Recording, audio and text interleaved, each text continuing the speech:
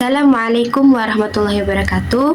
Yang saya hormati pimpinan Yayasan Nurul Iman Palembang, dan saya hormati Kepala Sekolah Nurul Iman Palembang, dan yang saya hormati guru-guru yang mengajar di SMK Nurul Iman.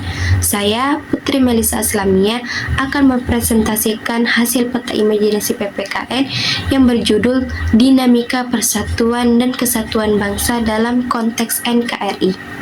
Dinamika persatuan dan kesatuan bangsa dalam konteks NKRI. Dan di sini ada hakikat negara kesatuan Republik Indonesia, konsep negara kesatuan, konsep negara menurut para ahli. 1. Menurut Miriam Budiarjo, negara diartikan sebagai suatu daerah teritorial yang rakyatnya diperintah oleh sejumlah pejabat. 2. Menurut Harold J. Lasky, negara merupakan masyarakat yang diintegrasikan karena mempunyai wewenang bersifat memaksa. 3. Roger Heseltau berpendapat bahwa negara dipahami sebagai badan atau kewenangan yang mengatur. Dan adapun tujuan dan fungsi negara, tujuannya yaitu berdirinya suatu negara untuk menciptakan kebahagiaan bersama bagi seluruh rakyat, dan fungsi negara yaitu untuk melaksanakan penertiban, mengusahakan kesejahteraan dan kemakmuran rakyat, pertahanan, dan menegakkan keadilan. Unsur pembentukan negara yaitu terdiri atas rakyat, wilayah, dan pemerintah yang berdaulat. Bentuk negara yaitu terdapat 2 bentuk, yakni ada negara kesatuan dan negara serikat. Adapun di sini faktor pembentuk bangsa Indonesia. Faktor-faktor penting pembentuk bangsa Indonesia yaitu adanya persamaan nasib, adanya keinginan bersama untuk merdeka, melepaskan diri dari belenggu penjajahan, adanya kesatuan tempat tinggal yaitu wilayah Nusantara yang membentang dari Sabang sampai Merauke, adanya cita-cita bersama untuk mencapai kemakmuran dan keadilan sebagai suatu bangsa. Di sini ada juga karakteristik Negara Kesatuan Republik Indonesia atau NKRI, yaitu prinsip kesatuan, desentralisasi dalam penyelenggaraan pemerintahan, mengakui dan menghormati keberadaan masyarakat adat beserta hak-hak tradisionalnya, dan wilayah Laut Nusantara sebagai pemersatu. Persatuan dan kesatuan bangsa Indonesia dari masa ke masa, dan ada pada masa revolusi kemerdekaan 18 Agustus 1945 sampai dengan 27 Desember 1949. Sistem pemerintahan presidensial sebagai negara yang terbentuk dan menetapkan diri untuk menjadi negara yang berdaulat dan bersatu. Sistem pemerintahan dengan presiden bertugas sebagai kepala negara sekaligus kepala pemerintahan. Maklumat pemerintah 5 Oktober 1945, pemerintah maklumat membentuk Tentara Keamanan Rakyat atau TKR, bertujuan mengatasi situasi Indonesia yang mulai tidak aman karena kedatangan kembali tentara sekutu ke Indonesia. Maklumat 3 November 1945 adalah partai politik yang diberi nama Partai Nasional Indonesia atau PNI. Maklumat 14 November 1945, pada masa awal kemerdekaan ini, Indonesia masih berjuang melawan Belanda. Penyelenggaraan negara pada awal kemerdekaan dilakukan oleh Presiden dengan dibantu Wakil Presiden dan Menteri-Menteri. Dan adapun pemberontakan Partai Komunis Indonesia atau PKI di tahun 1948, pemberontakan Darul Islam atau Tentara Islam Indonesia DI atau T2 di Jawa Barat dan Jawa Tengah.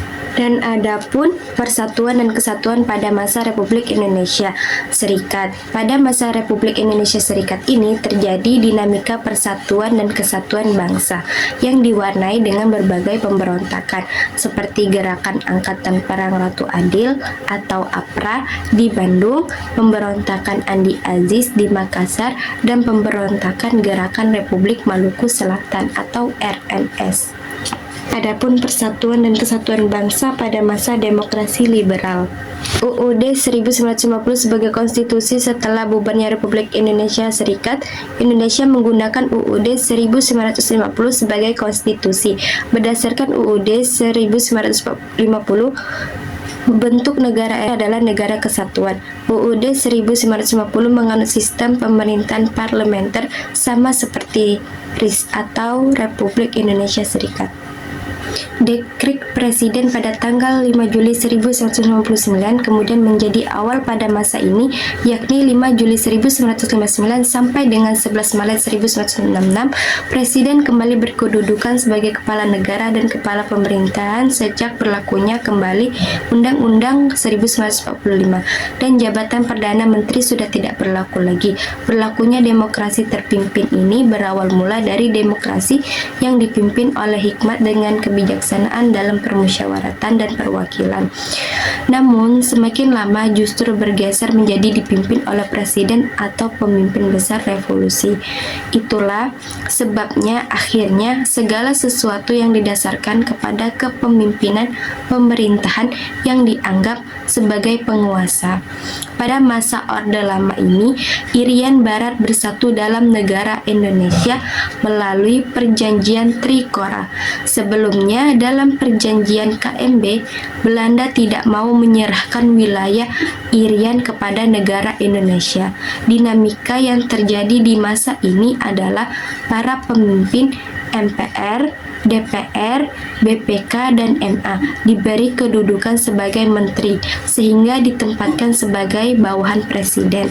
Presiden kemudian membubarkan DPR tahun 1960 dan muncul UU nomor 19 tahun 1964 sehingga presiden bisa berhak untuk mencampuri proses peradilan. Terjadi pemberontakan besar yakni G3OS PKI.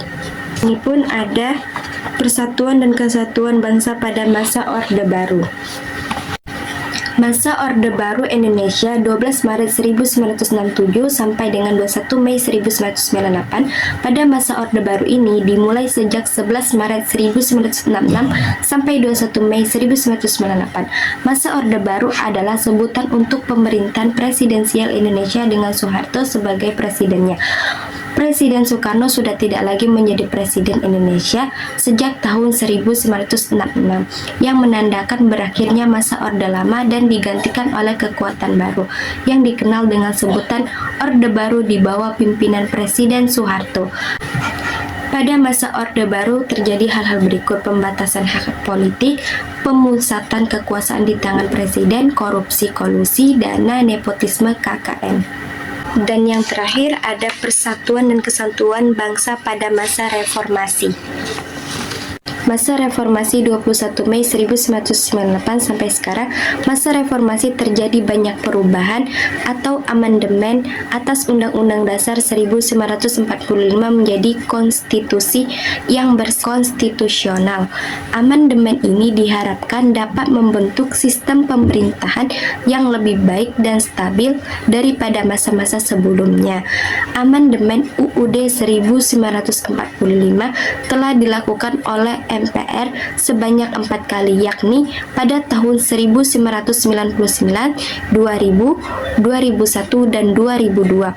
Pemerintah konstitusi memiliki ciri bahwa konstitusi negara berisi adanya pembatasan kekuasaan pemerintahan maupun eksekutif dan adanya jaminan atas hak asasi manusia dan hak-hak warga negara lainnya. Setelah Soeharto mengundurkan diri sebagai Presiden Indonesia dan setelah Soeharto mengundurkan diri sebagai Presiden Indonesia dan mulai memasuki masa reformasi, muncul kebijakan yang berhubungan dengan kebebasan berpolitik, seperti adanya kemerdekaan pers, kemerdekaan membentuk partai politik, terselenggaranya pemilu yang demokratis, dan otonomi daerah pada tahun 1999. Dilakukannya amandemen atau perubahan pada UUD NRI tahun 1945 pada masa reformasi ini termasuk mengenai penyelenggaraan negara. Salah satu utamanya adalah agar kekuasaan presiden tidak disalahgunakan sehingga tercapai kondisi kenegaraan yang lebih stabil. Masa reformasi Indonesia mengalami 5 kali pergantian presiden, yaitu B.J. Habibie masa memimpin 1998 sampai 1999, Abdurrahman Wahid masa pemimpin 1999 sampai 2001, Megawati Soekarno Putri masa memimpin 2001 sampai 2004, Susilo Bambang Yudhoyono masa pemimpin 2004 sampai 2014, dan Joko Widodo masa pemimpin 2004 sampai dengan sekarang. Bila ada salah kata, saya mohon maaf. Saya akhiri dengan mengucapkan wabillahi taufik wal hidayah. Wassalamualaikum warahmatullahi wabarakatuh.